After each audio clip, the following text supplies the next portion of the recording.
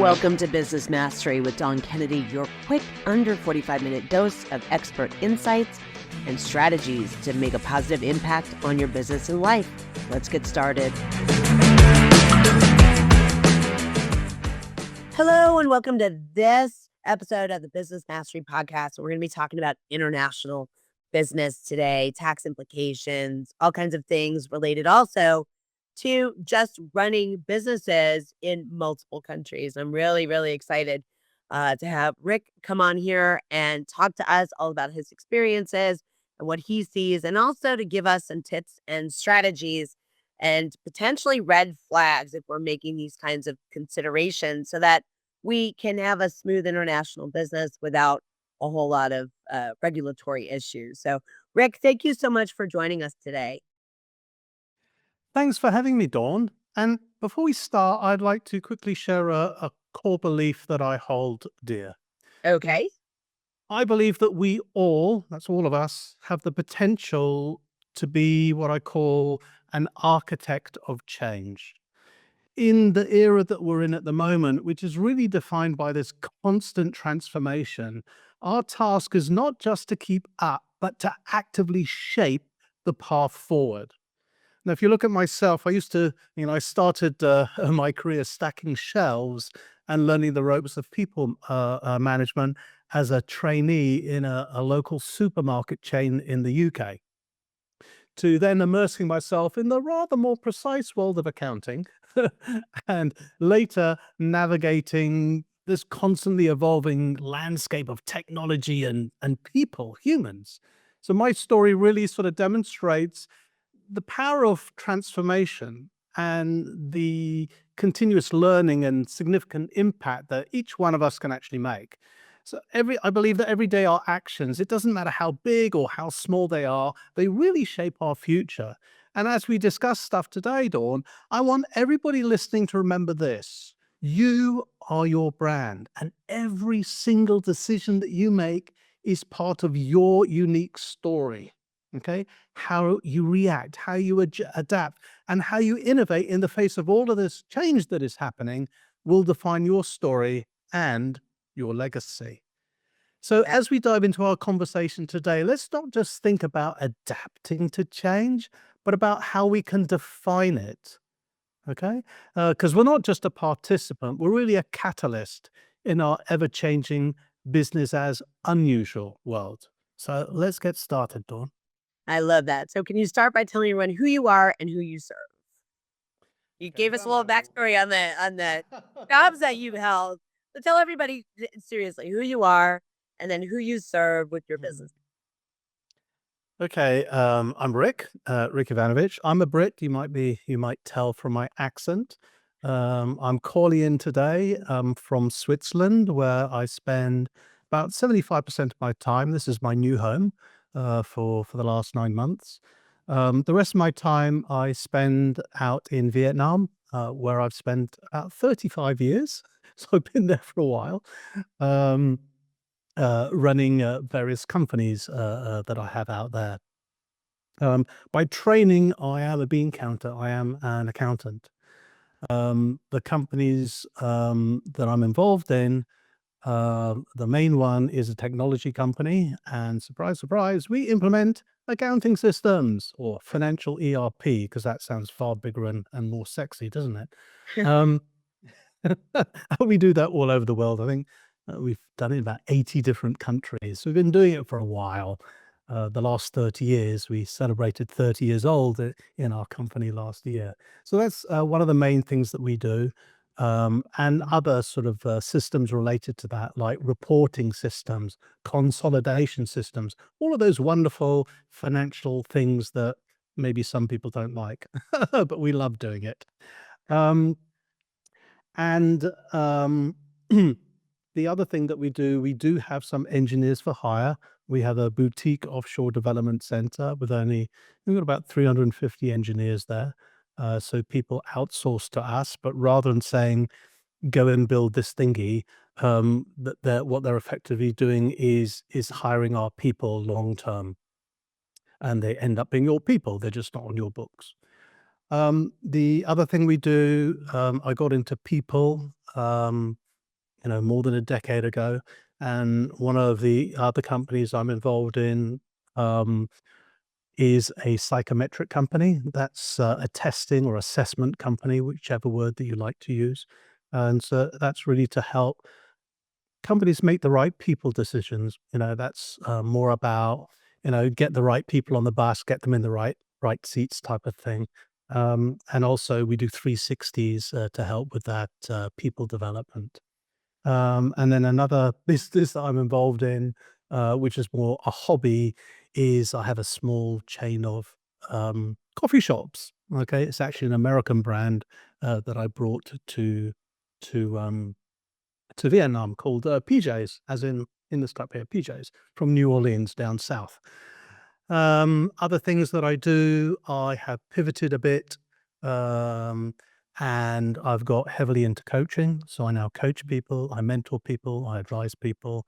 I've written some books. The last one was this one, Business as Unusual. Hence, I said Business as Unusual. Yeah. And yeah, I speak. Um, That's about what I do. okay.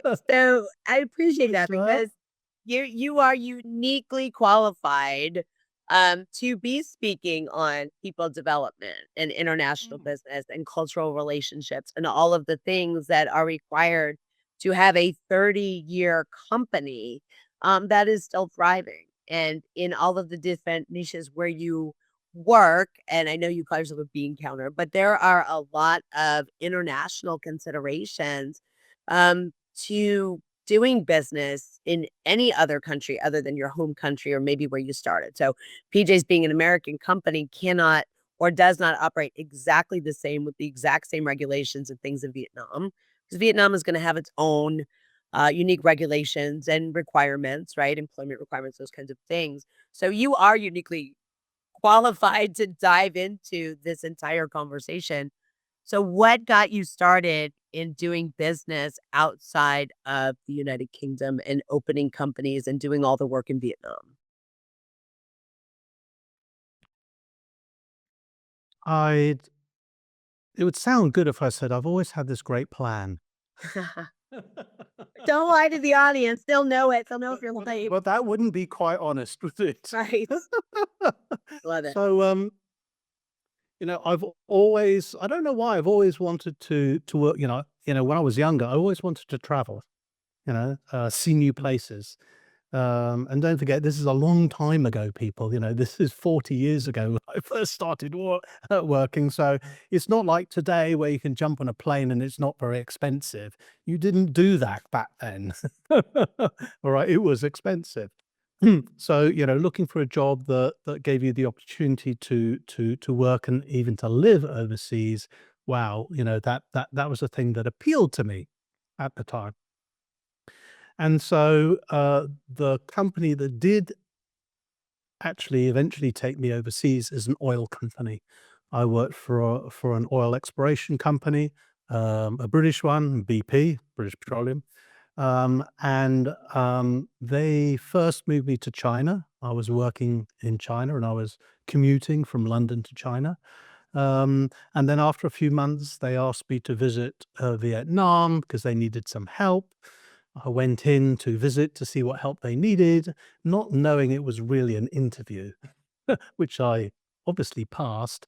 Yeah. And they dragged me screaming to live in Vietnam when I was just about to sign a contract to live up in Beijing.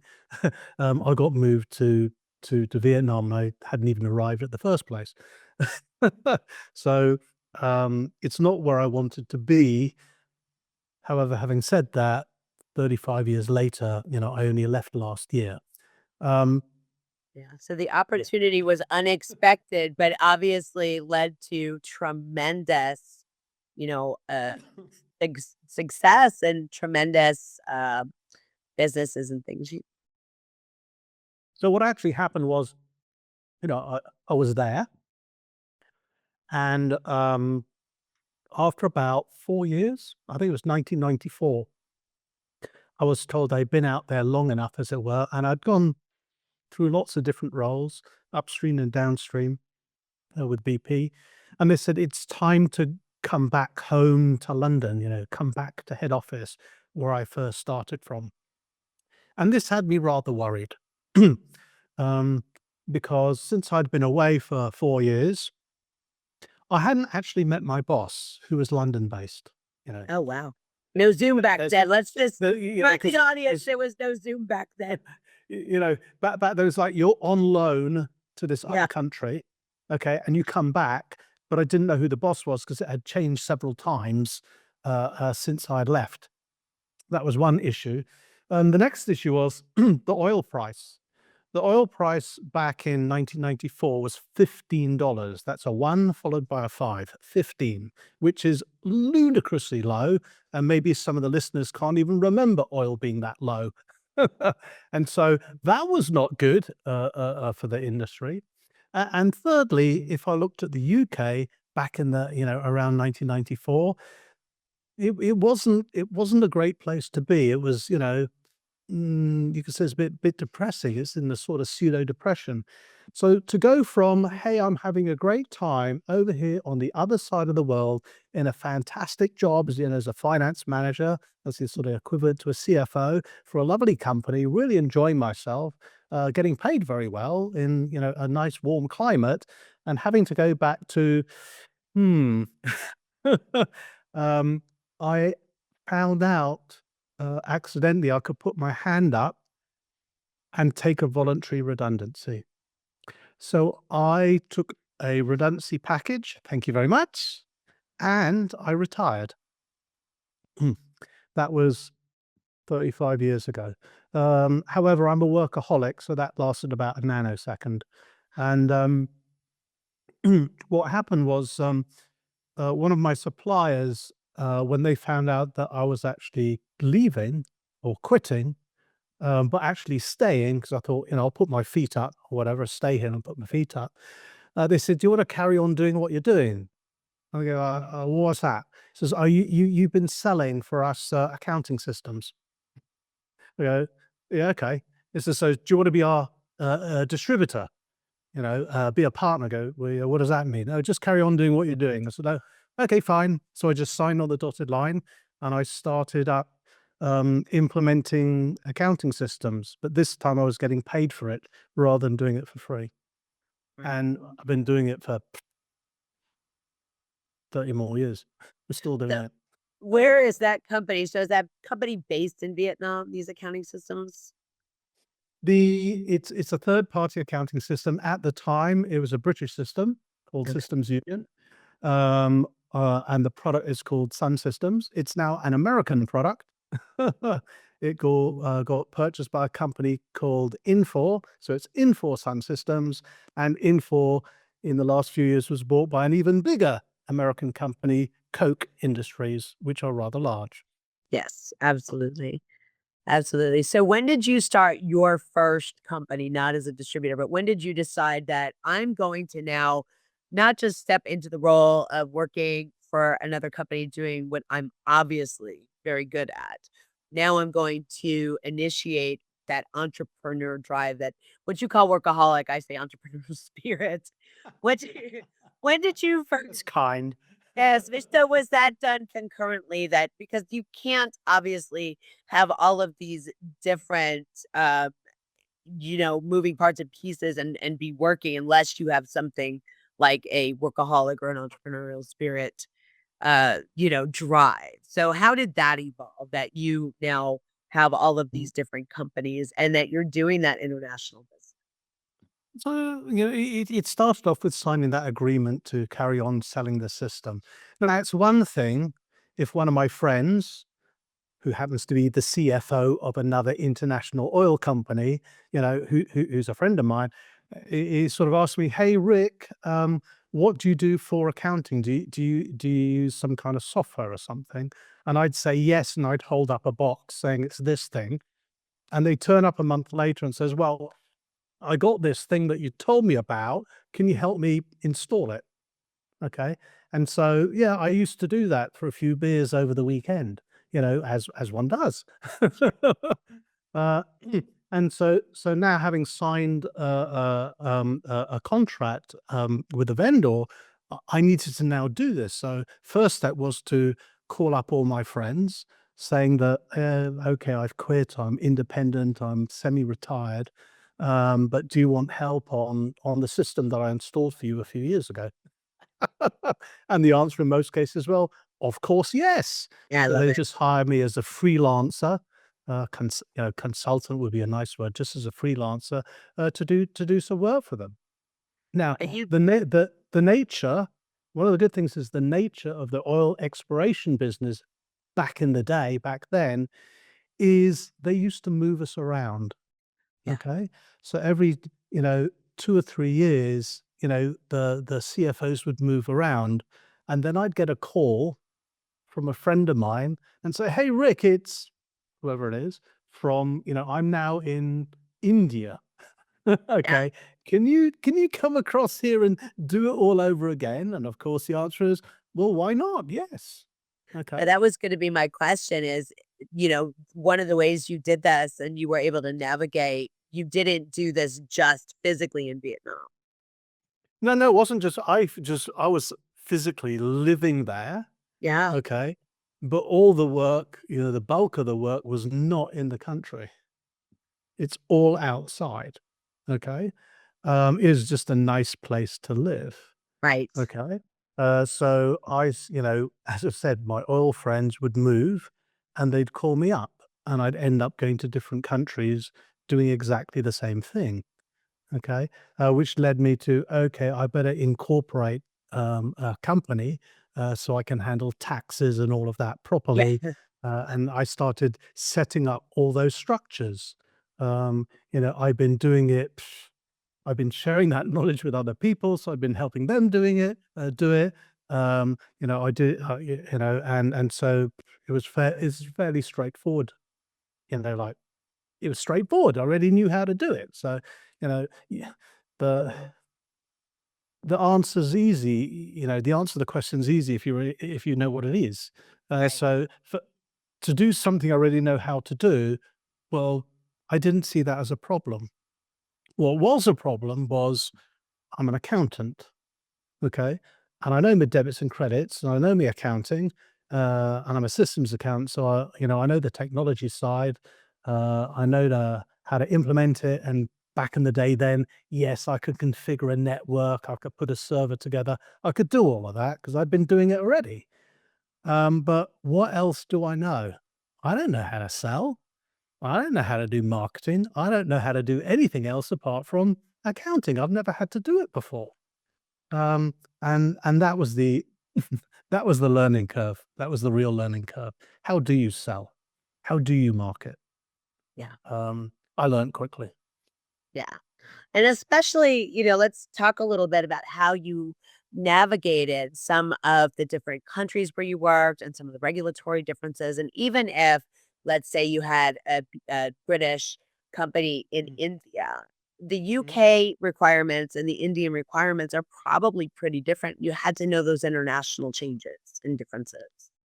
Yeah, but I had already crossed that bridge working for the oil company.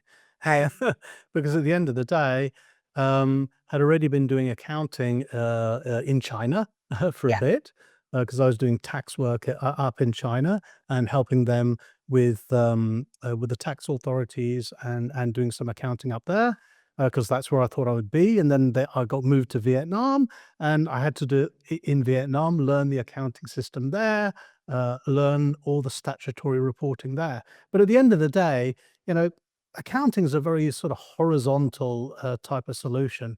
A debit's a debit and a credit's a credit. It doesn't matter Right. where you are in the world. The only thing that is different is when you need, in the legal statutory reporting, Right. there are some differences from country to country. But at the end of the day, it's still the same statements. You still have to do a P&L statement, a balance sheet, cash flow. I mean, it's not rocket science. Uh, they're not 100% different. They're maybe like 80, 90% identical. It's just knowing what the little differences are. So, you have the US gap, a UK gap. Out of this part of the world, it'll be Singapore gap or the Yeah. Vietnam gap. It's just a little different thing. Just for You the know? people listening, can you just go ahead and define the acronym GAP, GA? Oh, gap. Sorry. No, no worries, Yeah. no worries. Not everybody's gonna know the Yeah. terminology. generally accepted accounting procedures. Right. It really just means that, hey, okay, in country number one, when you do your accounting statements to give to the authorities, they need to look like this, and these are the rules. In country number two, they need to look a little bit different, and these are the rules, and the rules overlap, but what you really look at is what is the difference in the rules. Okay, so it might be exchange rates is one thing. How are they are handled, or the treatment of fixed assets. That's a typical thing. The depreciation is going to be different. Um, uh, they use and provisions and things like that. They're the things that usually jump out as the most obvious. And of course, the taxes are going to be different, Right. Right. but I that's would still the same. I would say so really you were not, because of your background, intimidated to kind of branch out into international businesses, where I think a lot of smaller companies or companies in the US may have some pause because they think it's going to be so complicated if they try to expand overseas.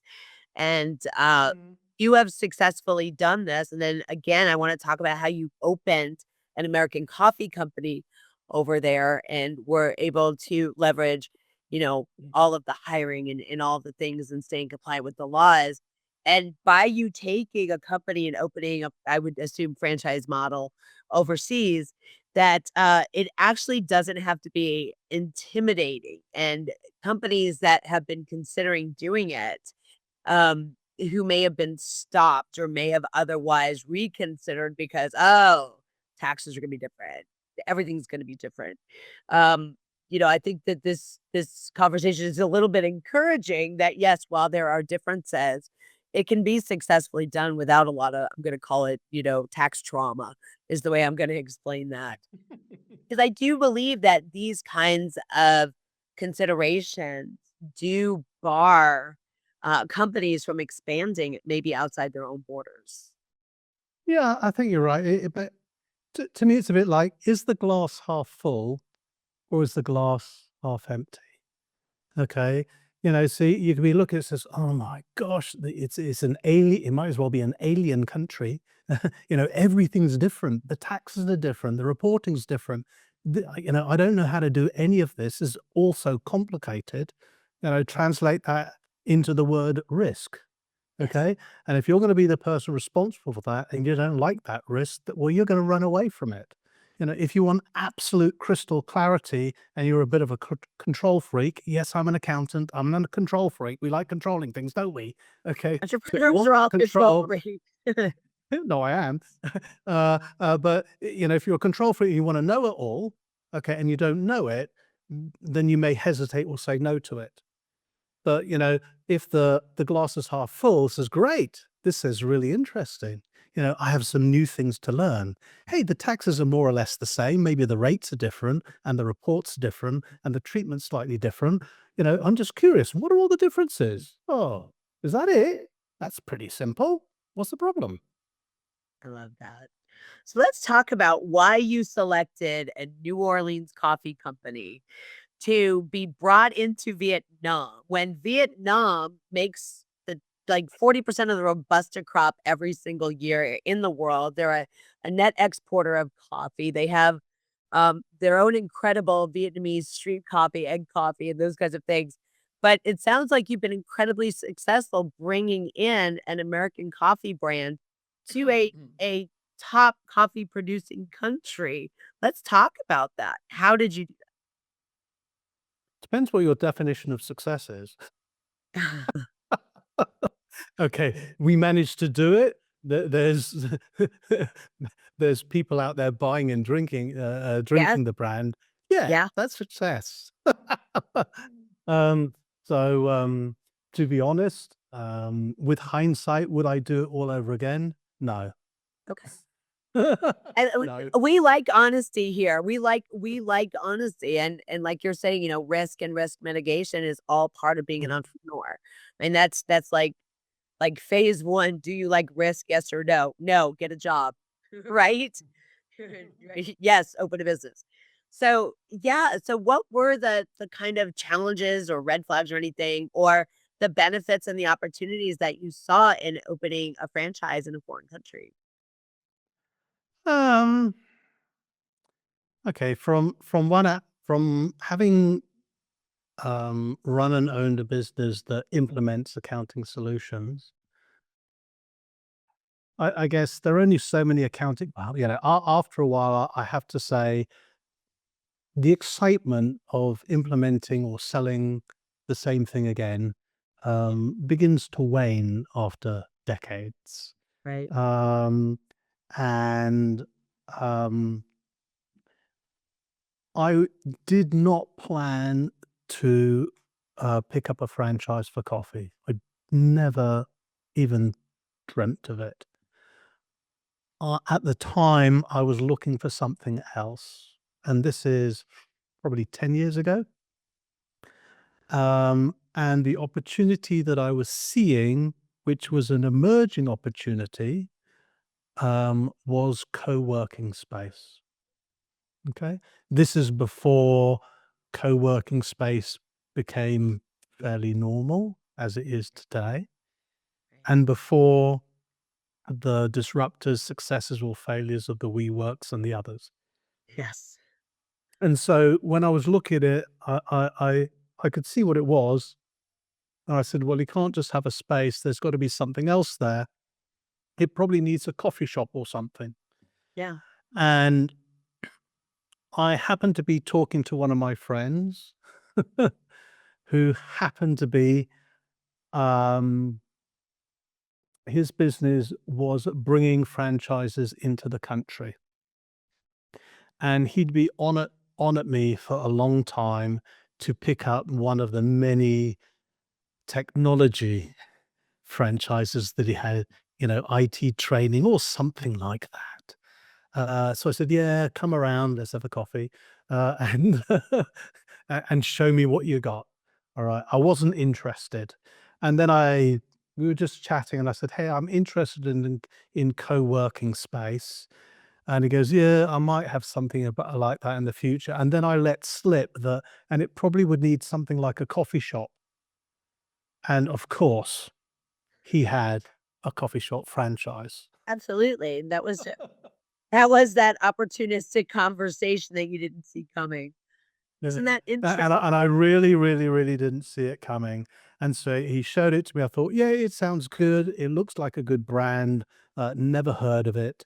Um, and then again, coincidentally, I was on a global committee um, for Sun Systems, and I kept going across to the States literally every quarter. And the I what was I going? Yeah, I was going to a conference. I think, yeah, I was going to a conference. I think it was for that in New Orleans, which coincidentally happened to be where the head office of PJ's Coffee of New Orleans is from. I love it. Yeah, that's not coincidence, but that's okay. We'll let that. Well, And there were 3 or 4 more like that because I went to New right. York and they happened to be there, and I went somewhere else and they happened to be there, and Yeah, yeah, one thing led to another, so I did it. I love I love that. So, how do you enjoy doing international business like that with the franchise or the accounting model or the sales model? What do you enjoy the most? And what red flags would people maybe need to consider before they think about expanding overseas or doing business overseas? Well, I'm gonna park the franchise thing, the PJs Oh, thing, because I don't think it's something I would ever do again. sure.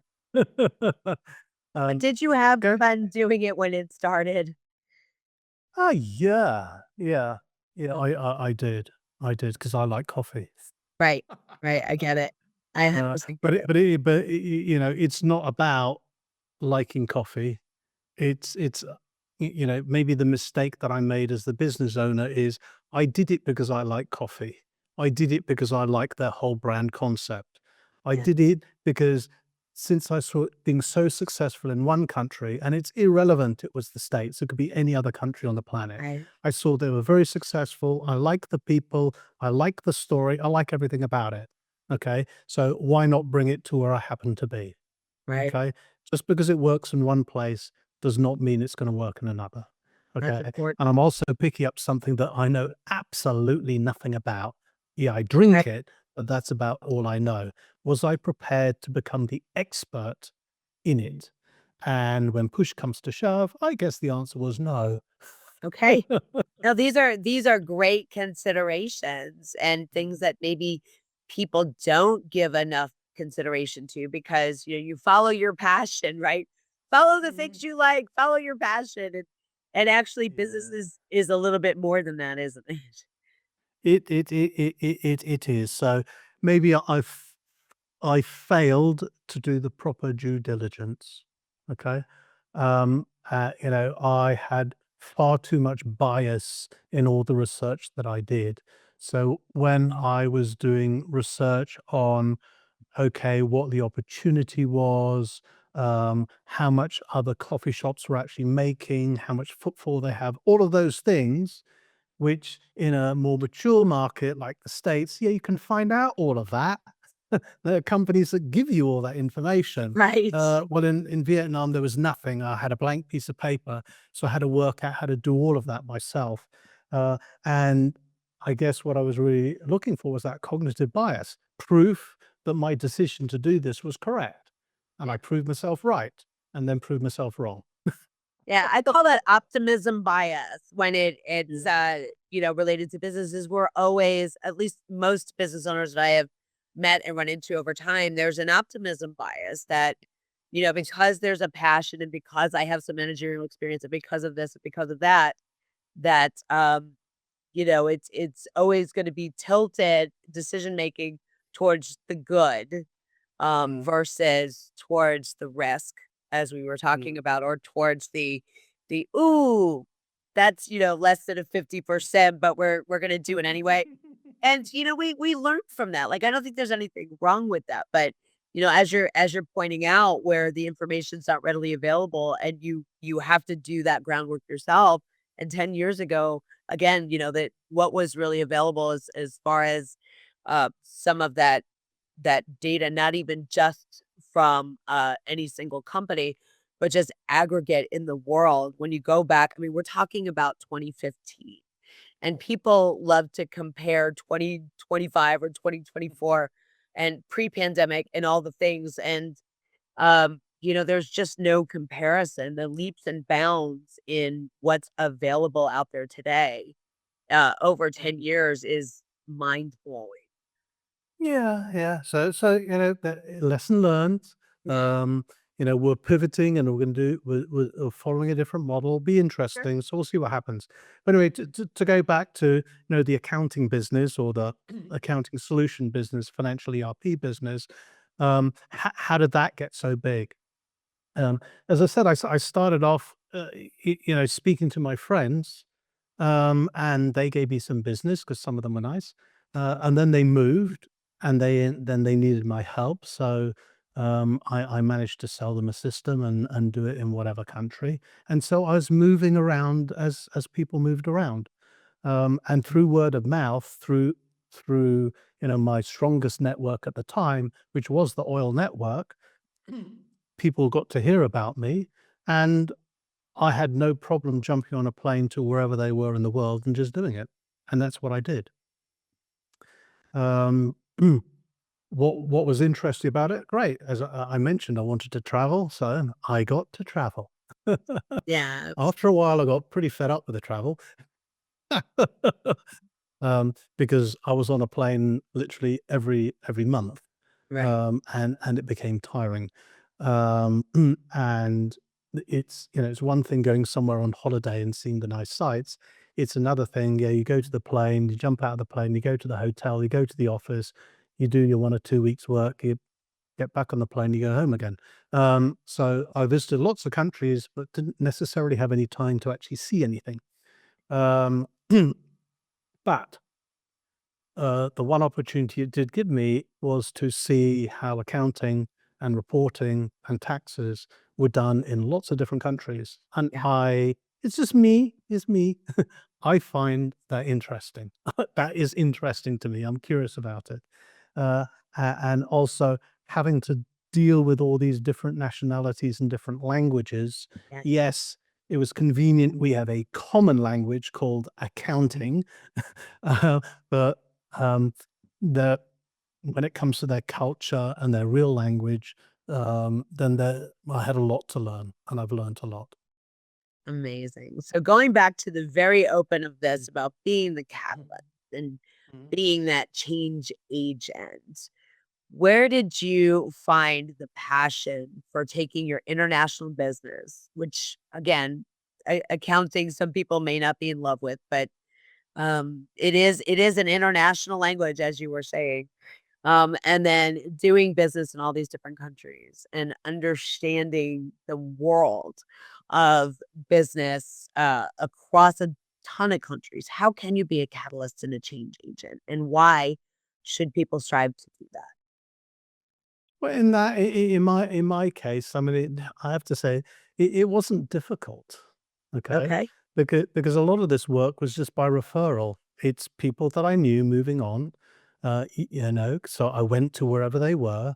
I must have done a pretty good job that, and they were happy with it because when they moved on, they'd call me again. Or if the people, who weren't the expat moving around, they were in that country, they'd mention it to someone else and say, "Hey, we're using this solution. It's really good, blah, blah, blah, blah, blah, contact Rick." So I was just getting business, and this is in probably the first decade, or even less than the first decade, um, really through word of mouth. So at the end of the day, if you enjoy what you're doing and you get to do it in places around the world, um, yeah, I don't see what the problem is. That is such Right? a British response. I must have been okay with what I did. I'm gonna call that out. There's a very reserved way of saying, "I'm really good at what I do. I continually get repeat business and retention. I don't have to do, a lot of marketing because I'm obviously an expert." An American might say it that way, but the British, you very reserved. I must be good at what I do. So obviously you were, and you are. That was at the beginning.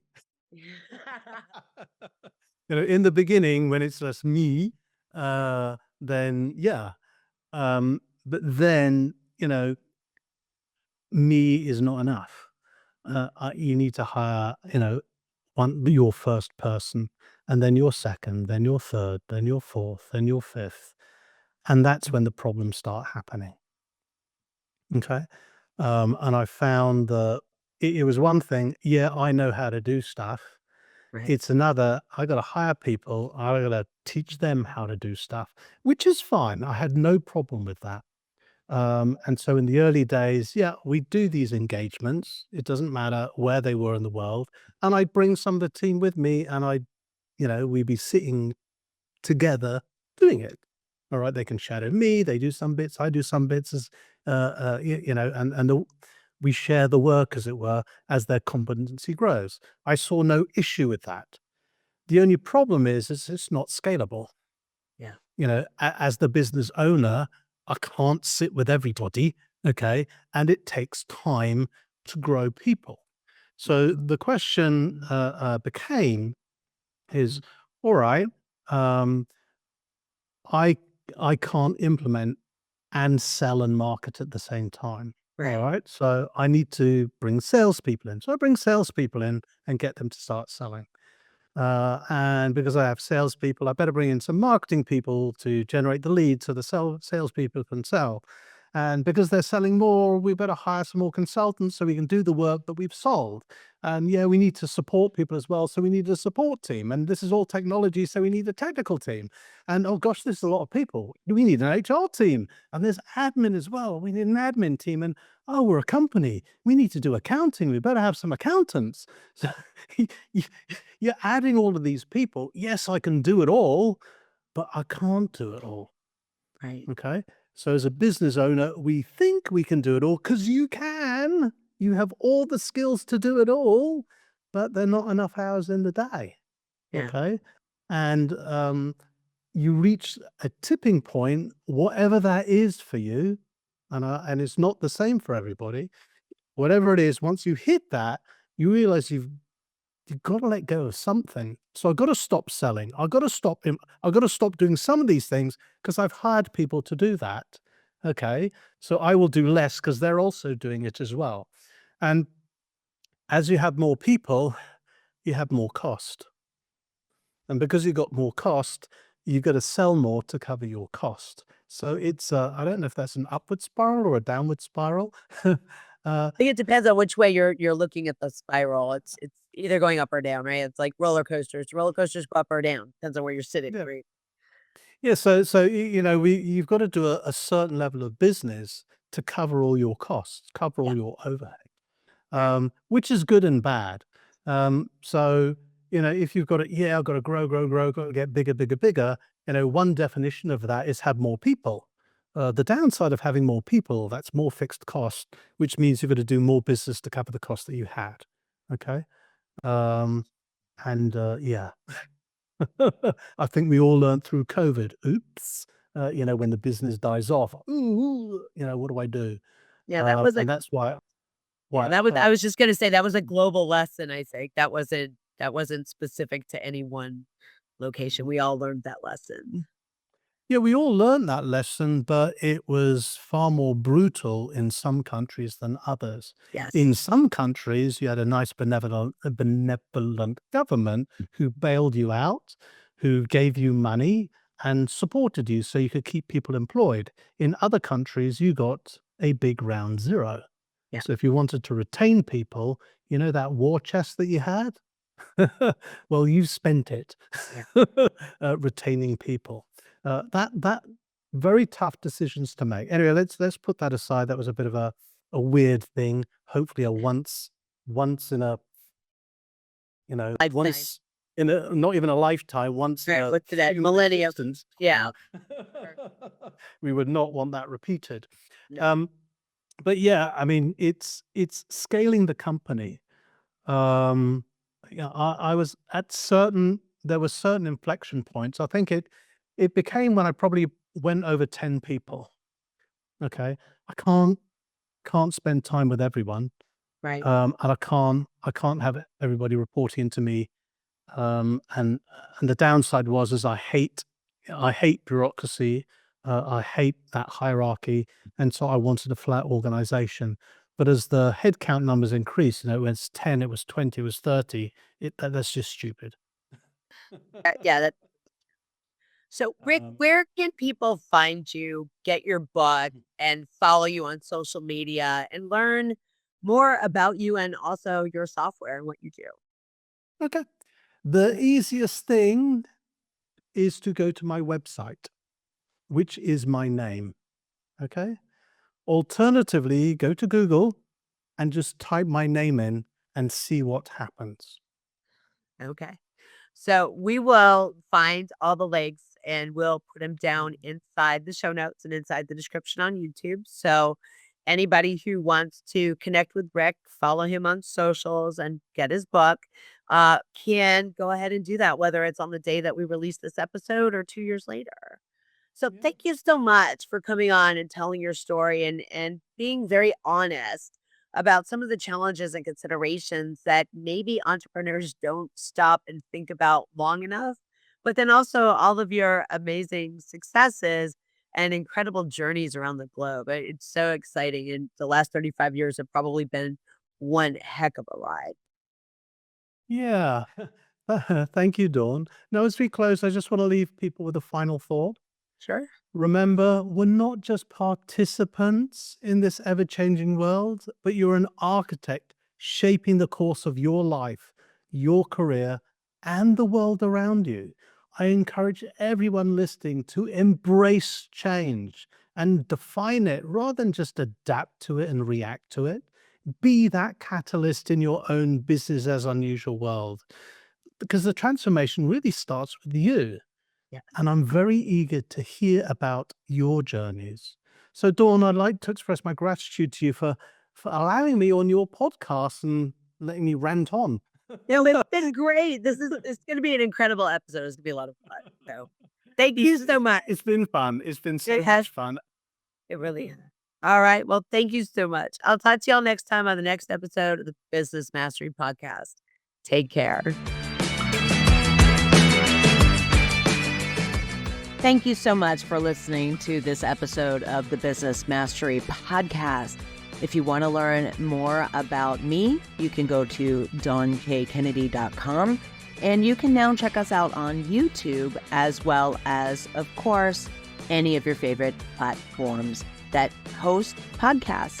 Take care.